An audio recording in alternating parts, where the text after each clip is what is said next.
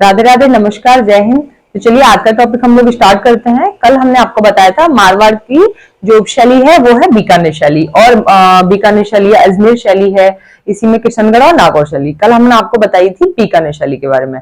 आज हम आपको बताएंगे अजमेर शैली। जो अजमेर शैली है ये 6वीं सदी में विकसित हुई, और बात करें इसके संस्थापक की तो जो इसके संस्थापक हैं वो है अजयपाल, जो कि चौहान वंश से हैं। तो आप हेडिंग डालिए अजमेर शैली, अजमेर शैली। तो जो अजमेर शैली है विकसित हुई थी 6वीं सदी में। किसमें?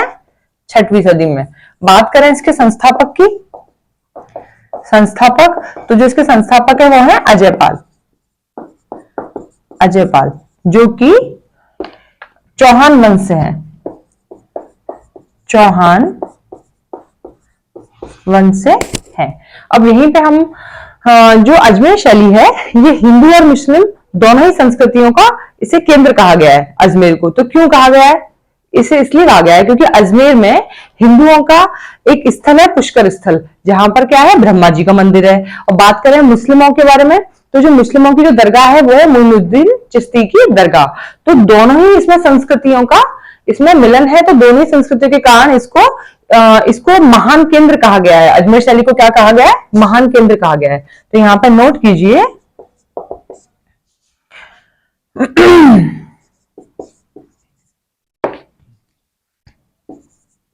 हिंदुओं का मंदिर, हिंदुओं का मंदिर है पुष्कर स्थल, पुष्कर स्थल पर ब्रह्मा जी का मंदिर।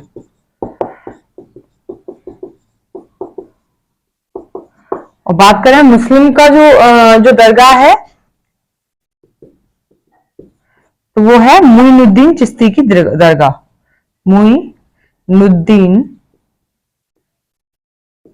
चिश्ती की दरगाह। अजमेर को हिंदू और मुस्लिम इन दोनों ही संस्कृतियों का इसे महान केंद्र कहा गया है। अजमेर को क्या कहा गया है? महान केंद्र कहा गया है। इन दोनों ही संस्कृतियों, हिंदू मुस्लिम दोनों संस्कृतियों का अजमेर को महान केंद्र कहा गया है। इसी में हम आपको बताएंगे जो बहुत ही इंपॉर्टेंट है कि कर्नल ताज ने बोला है कि अजमेर जो है वो राजस्थान की कुंजी है। तो इसे आप नोट कर लीजिए। कर्नल ताज ने क्या कहा है?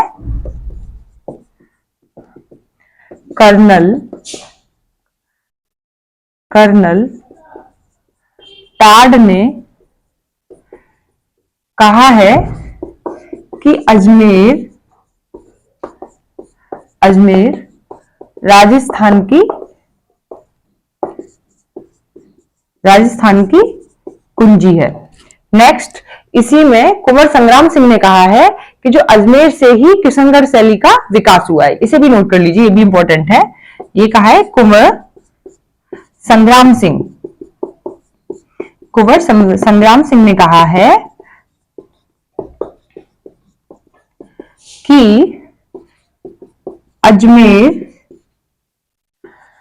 शैली से ही किशनगढ़ शैली का विकास हुआ है।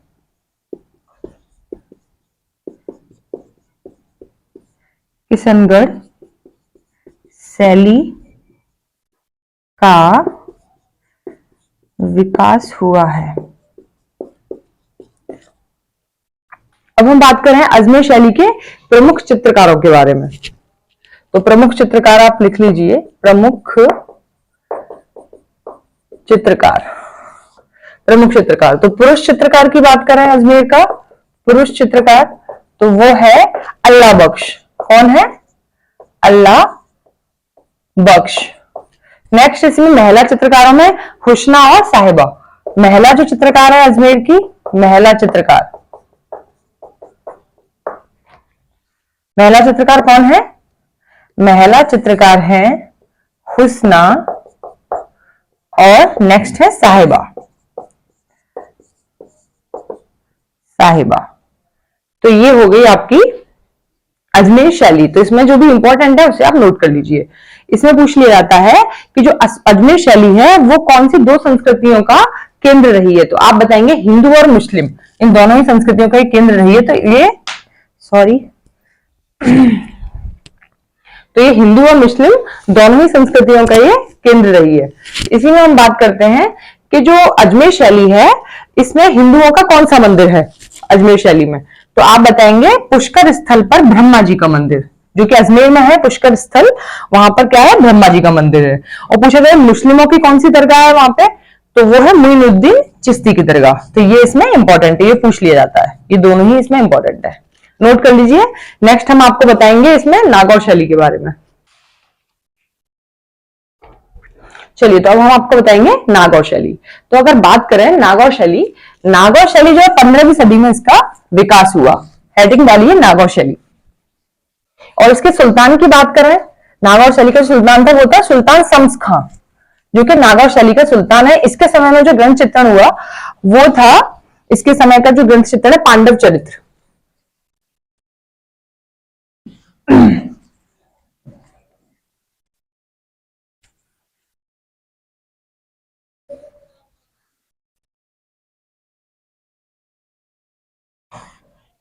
चलिए हेडिंग डालिए नागौर शैली। नागौर शैली बात करते हैं इसका विकास कब हुआ।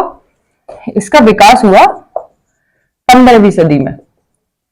नागौर शैली के अगर सुल्तान की बात करें हम, सुल्तान की, तो वो है सुल्तान शम्स खां। सुल्तान शम्स खां, इनके समय का जो ग्रंथ चित्रण है वो क्या है पांडव चरित्र।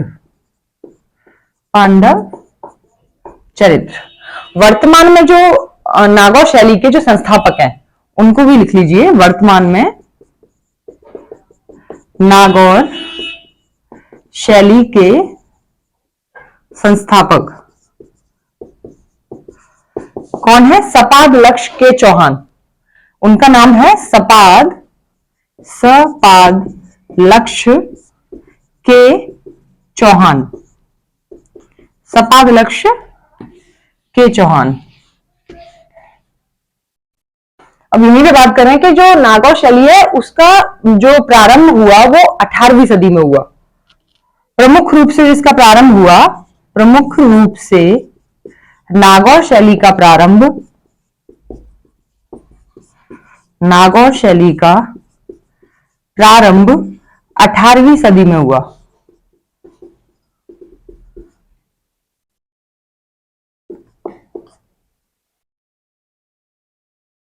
ठीक है। अब यहां हम बात करते हैं नागौर शैली के भित्ति चित्रण के बारे में। नागौर शैली का जो भित्ति चित्रण है, तो जो नागौर शैली का भित्ति चित्रण हुआ वो था नागौर का किला राजप्रसाद मंदिर। क्या था, नागौर का किला राजप्रसाद मंदिर। नागौर का किला राजप्रसाद मंदिर, जो कि यहाँ पे भित्ति चित्रण है। इसी में हम बात करें प्रसिद्ध चित्र की, यहाँ के नागौर के प्रसिद्ध चित्र की बात करें, ये तो भित्ति चित्रण हो गया नागौर का। और प्रसिद्ध जो चित्र है वो क्या है, दो वृद्धों का मिलन। प्रसिद्ध चित्र नागौर का प्रसिद्ध चित्र है दो वृद्धों का मिलन। अब बात करें जो इसके जो चित्रकार हैं वो कौन है, दो वृद्धों का मिलन जो चित्रकार हैं इसके, वो है गंगाराम। इसके चित्रकार कौन है, गंगा राम। ठीक है, इसे नोट कीजिए। नेक्स्ट हम आपको बताएंगे इसमें और भी चित्र है, ठाकुर इंदर के वृद्धावस्था के चित्र। एक और कौन सा है इसमें, ठाकुर इंदर के वृद्धावस्था के चित्र। ये नागौर शैली के चित्र हैं, दो वृद्धों का मिलन जिसके चित्रकार हैं गंगाराम, और ठाकुर इंदर का वृद्धावस्था का चित्र भी यहाँ का चित्र है। अब बात करें यहाँ की जो निजी विशेषता है वो क्या है। यहाँ की निजी विशेषता है कि यहाँ पर आकृतियों को पारदर्शी वेशभूषा में धारण किए हुए चित्रित किया गया है। यहाँ की विशेषता जो है वो क्या है? नागौर शैली की आकृतियों को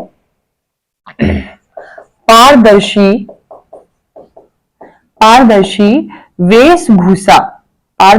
वेशभूषा धारण किए हुए चित्रित किया गया है। धारण किए हुए चित्रित किया गया है। यहीं पर एक और विशेषता है जो कि है, यहां पर वृद्धों के चित्र आपको ज्यादा मिलेंगे नागौर शैली में। नागौर शैली में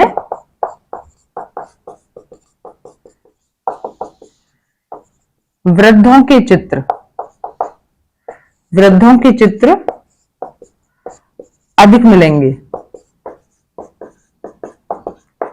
बात करें यहां रंगों की, तो यहां पर जो रंग है बुझे हुए रंगों का यहां पर प्रयोग किया गया है। कैसे रंगों का प्रयोग किया गया है? बुझे हुए, नागौर शैली में बुझे हुए रंगों का प्रयोग किया गया है। तो ये आपकी कंप्लीट हुई नागौर शैली। अब इसमें नोट कर लीजिए जो भी इंपॉर्टेंट है। नागौर शैली जो है इसमें पूछ सकते हैं कि यहाँ के सुल्तान कौन रहे हैं। तो नागौर शैली के जो सुल्तान है सुल्तान शम्स खां। अगर पूछे नागौर शैली के संस्थापक कौन है, तो संस्थापक है वो है सपादलक्ष के चौहान, जो कि वर्तमान में भी है सपादलक्ष के चौहान। ठीक है, तो ये इंपॉर्टेंट है। सुल्तान पूछा जाए तो सुल्तान शम्स खां, और बात की जाए संस्थापक की तो सपादलक्ष के चौहान यहाँ के संस्थापक है। यहीं पर पूछ लिया जाएगा कि नागौर शैली की जो विशेषता है वो क्या है, किसमें वृद्धों के चित्र पाए गए हैं। मारवाड़ शैली की वो कौन सी शैली है जिसमें अधिक मात्रा में वृद्धों के चित्र बनाए गए हैं। तो कोई भी चारों शैलियों के नाम बता देंगे जो उपशैलियां हैं, अजमेर है, बीकानेर है, नागौर, किशनगढ़ शैली। तो इन चारों शैलियों में से आप बताएंगे वो है नागौर शैली, जिसमें सबसे ज्यादा जो चित्र बने हैं वो वृद्धों के चित्र मिले हैं। हमने यहाँ भी बताया है आपको। और दो वृद्धों का जो मिलन का जो चित्र है जिसके चित्रकार हैं गंगाराम। ऐसे भी पूछा जा सकता है कि दो वृद्धों का जो मिलन है उसके चित्रकार कौन है? गंगाराम है। तो ये इसमें इंपॉर्टेंट है यहाँ पे। कल हम आपको फिर से मिलते हैं नेक्स्ट क्लास में, तो हम आपको बताएंगे कल की क्लास में किशनगढ़ शैली के बारे में, जो कि बहुत इंपॉर्टेंट है, मारवाड़ की उपशैली है किशनगढ़। चलिए तो कल फिर मिलते हैं, आज के लिए इजाजत दीजिए। राधे राधे, नमस्कार, जय हिंद।